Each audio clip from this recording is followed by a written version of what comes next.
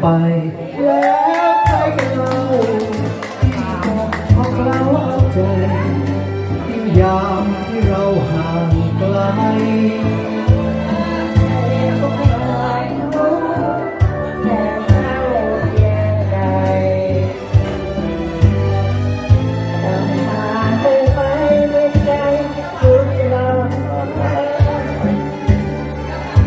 ก็อยู่เพียงกายแล้วใครกันเรา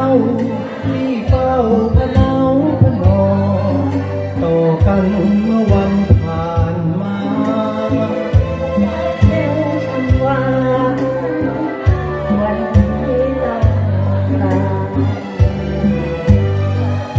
เจ็บจนใจชา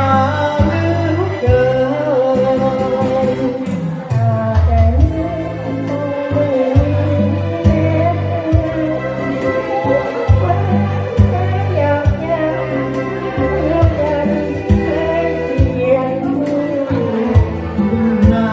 เหงา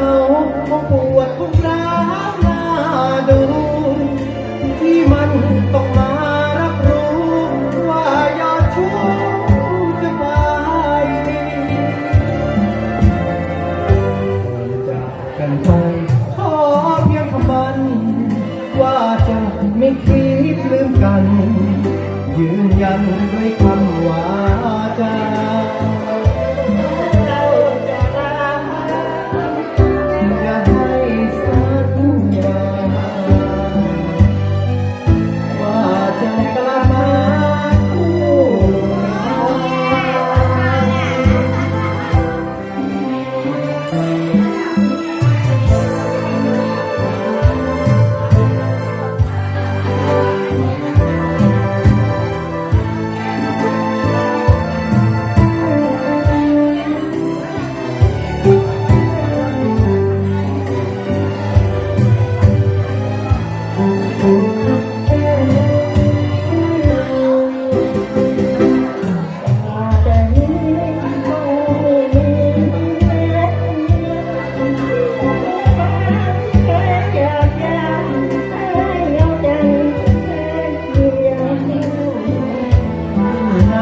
คงเหงา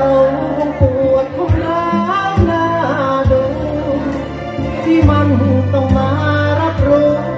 ว่ายอดชู้จะไปก่อนจากกันไปขอเพียงคำมันว่าจะไม่คิดลืมกันยืนยันด้วยคำว่าจะ